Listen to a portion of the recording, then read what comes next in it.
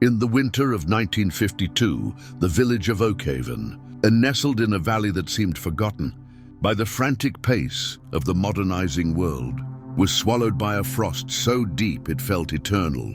To the older generation living there, it was reminiscent of the great freezes of their youth, where the world turned into a monochrome landscape of white drifts and charcoal gray skies. The wind did not merely blow, it hunted, whistling through the gaps in window frames and under doors like a restless spirit. In a small, stone-walled cottage on the edge of the village lived 7-year-old Lily and her grandmother, Martha. Their life was one of quiet, dignified poverty, a reality many in the post-war years knew well. The hearth was the heart of their home, though it often beat weakly, fueled by scavenged branches and the occasional precious lump of coal. Martha, with hands gnarled like the roots of the ancient oaks for which the town was named, spent her days knitting woolens to trade for flour and tea. Lily was a child of soft edges and deep thoughts, while other children her age clamored for the new plastic trinkets. Appearing in city shop windows, Lily possessed only one thing of true value, a porcelain music box. It had belonged to her mother, who had passed away when Lily was barely a toddler. The box was hand-painted with delicate cornflowers, and when the silver key was turned, it played Green Sleeves in a high, crystalline tone that seemed to vibrate in the very air of the room. To Lily, that music wasn't just a melody. It was the sound of a mother's hug, a bridge to a past she could barely remember but desperately loved. The week before Christmas, the temperature plummeted further. The local mercury thermometers struggled to register the cold. On that Tuesday, Lily set out with a burlap sack to the edge of the woods, hoping to find widowmakers, the heavy branches brought down by the weight of the ice. The snow was knee-deep, crusted with a layer of ice that crunched under her boots like breaking glass. She found him behind the ruins of an old shepherd's hut. At first, she thought it was a discarded pile of rags, but then she saw the steam, a faint, rhythmic puff of white rising from the drift. It was a dog. He was a large, gaunt creature, perhaps a retriever mix, though it was hard to tell under the thick mats of ice and filth. He was lying on his side, his fur frozen to the ground. His eyes were closed, and his ribs moved in shallow, jagged hitches. He was a picture of absolute abandonment. In a village where every scrap of food was accounted for, a stray was a ghost, a mouth that no one could afford to feed. "Oh, poor boy," Lily whispered, her voice snatched away by the wind. She knelt in the snow, ignoring the way the cold seeped through her thin stockings. She reached out a mitten and touched his head. The dog didn't growl. He didn't even flinch. He simply let out a long, shuddering sigh, his nose twitching once toward her warmth. Lily knew she couldn't lift him. She ran back to the village, her lungs burning with the intake of sub-zero air. Her first stop was the surgery of Mr. Henderson, the village veterinarian. Henderson was a man who had seen too much war and too much loss. He was a pragmatist who believed that in a hard world, one had to have a hard heart to survive. She burst into his office, a flurry of snow and desperation. "Please, sir, there's a gentleman in the snow. He's dying behind the shepherd's hut." Henderson looked over his spectacles at the shivering girl. "A gentleman? Lily, if someone is out in this, you should call the constable." "No, sir, he's a dog, but he's a gentleman, I can see it. Please, you have to help him." Henderson sighed, a sound of weary finality. "Lily, I have 3 cows with milk fever and a stable of horses to check.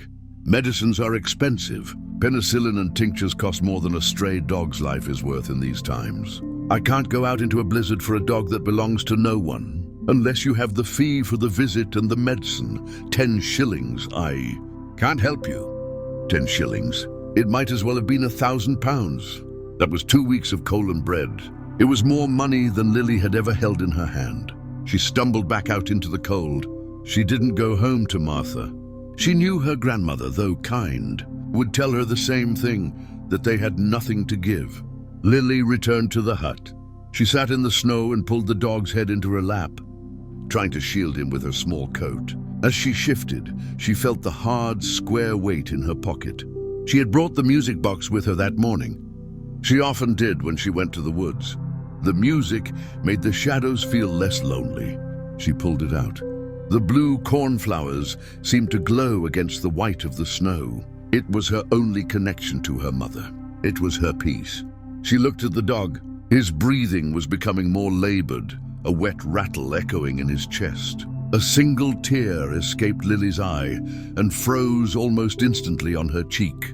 She realized then that Greensleeves was just a memory, but the heartbeat beneath her hand was a life. She stood up, her jaw set with a resolve that belonged to someone much older. She trekked to the village square, to the small, glutted shop owned by Mr. Arris. Arris was an antiquarian, a man who dealt in the ghosts of the past, clocks, silver spoons and jewelry.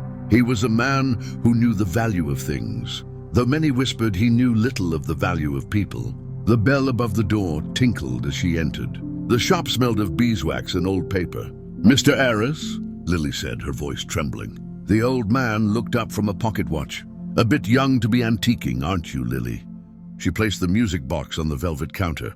It looked small and vulnerable amidst the heavy silver platters. "I need 10 shillings, sir, for the vet, to save a friend." Arris picked up the box. He turned it over, his jeweler's loupe magnifying his eye until it looked like a giant, unblinking moon. He turned the key. The music began to play, filling the dusty shop with its haunting, sweet refrain. Arris knew this piece. It was fine German porcelain, a rarity in this part of the country. It was worth much more than 10 shillings, perhaps £3 or £4 to the right collector in London. He looked at the girl. Her coat was threadbare, her boots were cracked, and her face was red from the biting cold. "This is your mother's, isn't it?" "Yes, sir," she whispered. Arris stayed silent for a long time. He was a businessman, and a businessman takes the profit offered. 10 shillings, he said finally, his voice raspy. He reached into his drawer and counted out the coins. Lily didn't wait. She grabbed the money and ran. The next 2 hours were a blur of activity. Lily practically dragged Mr. Henderson to the hut, the weight of the 10 shillings acting as a moral anchor he couldn't ignore. Grumbling, he brought his bag.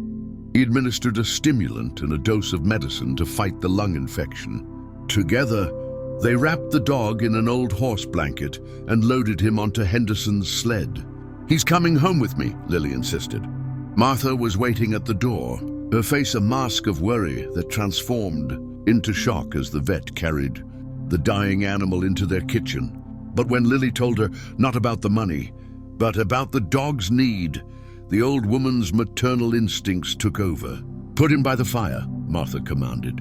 For the next 3 weeks, the cottage became a hospital. Lily was the primary nurse. She spent her mornings and evenings spoon-feeding the dog warm broth and milk. She named him Barnaby. In the beginning, Barnaby could do nothing but lift his head and lick her hand with a tongue that felt like sandpaper. But as the days passed, the miracle of care began to manifest. The mats were brushed out of his coat, revealing a deep, golden red fur. His eyes cleared, turning a bright, intelligent amber. He began to follow Lily with his gaze, his tail giving a hesitant thump-thump against the floorboards whenever she entered the room. However, the house was silent. The Greensleeves melody that usually punctuated their evenings was gone. Martha noticed the silence, and she noticed the missing box from Lily's bedside table. But she didn't ask. She knew the price of a soul's peace, and she saw that Lily was paying it without complaint. They grew hungrier that month. The 10 shillings Lily had spent on the vet had been her emergency fund that she'd been saving from odd jobs for a year, and the extra food for Barnaby took from their own plates. They ate mostly porridge and thin cabbage soup. The cold grew even more intense, and they huddled together, Martha, Lily and the dog, to share body heat. By Christmas Eve, the village was buried under a fresh foot of powder. The sky was a deep velvet indigo, and the stars looked like shards of ice. Lily sat on the floor, her arm draped over Barnaby's neck. The dog was healthy now, his coat thick and shiny, his strength returned. But Lily felt a pang of sadness. It was the first Christmas she wouldn't hear her mother's music. She felt the loss like a physical weight in her chest. Suddenly, the sound of an engine broke the silence of the lane. It was a rare sound. Only the doctor and the few wealthy families in the valley owned cars. A pair of bright headlights swept across the cottage walls. Barnaby stood up, his ears pricking forward. He let out a low, curious woof. A knock came at the door, heavy and authoritative. Martha opened it to find a tall man in a charcoal overcoat, his face etched with the lines of someone who had traveled far and fast. Beside him stood Mr. Harris, the antique dealer. "I am Thomas Vance," the man said, his voice rich and echoing in the small room. He looked at Barnaby, and for a moment his composure broke. "Barnaby, is that you, old boy?" The dog let out a yelp of pure joy and lunged forward, his tail whipping frantically. He jumped up on the man, licking his face with an enthusiasm Lily had never seen. The man knelt in the snow of the doorway, hugging the dog. "We thought you were gone. When my father's estate was being moved, the dog jumped from the transport during the storm. We searched for miles, but the snow..." He trailed off, looking at the humble room. Mr. Vance stood up and looked at Lily. He then looked at Mr. Harris, who was holding a small brown paper package. "Mr. Harris came to me this morning," Vance said.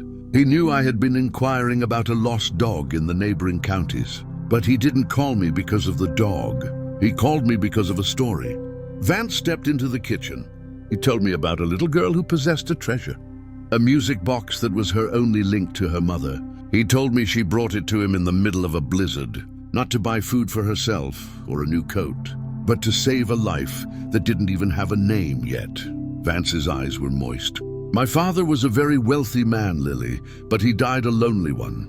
This dog, Red, or Barnaby as you call him, was his only constant companion. When my father passed, he left a specific provision in his will for the care of this dog.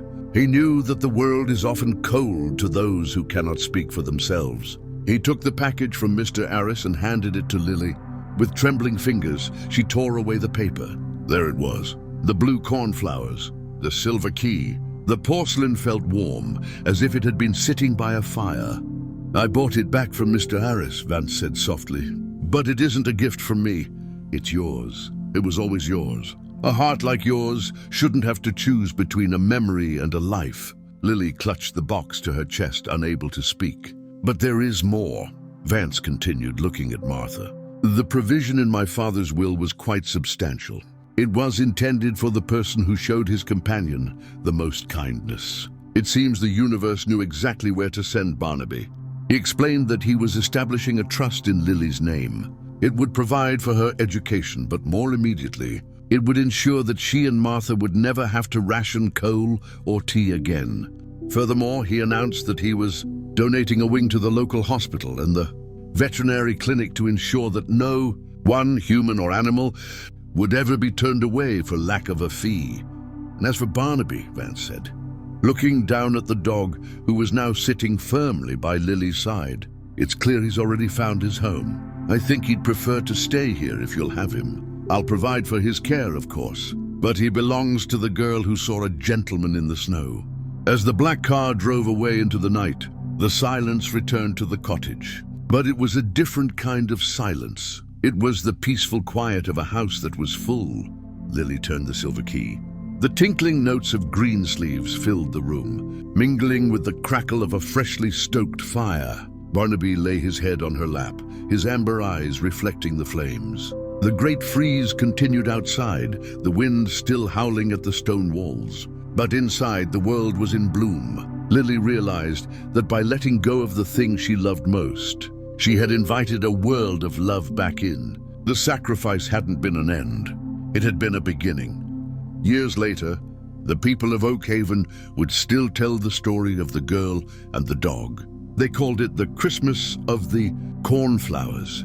Lily grew up to be a woman of great influence in the village, always known for her peculiar habit of carrying a small porcelain box in her pocket whenever she went out into the snow. She learned that the things we cling to are often just shadows. But the things we give away, our time, our comfort, our very hearts, are the only things that truly stay with us forever. The village never felt quite as cold after that year. Perhaps it was the new heating in the parish hall or the improved roads. But the elders, those who remembered, the sight of a small girl running through the drifts with 10 shillings clenched in her fist, knew better. They knew the village was warmer because a single act of sacrifice had lit a fire that the wind could never put out.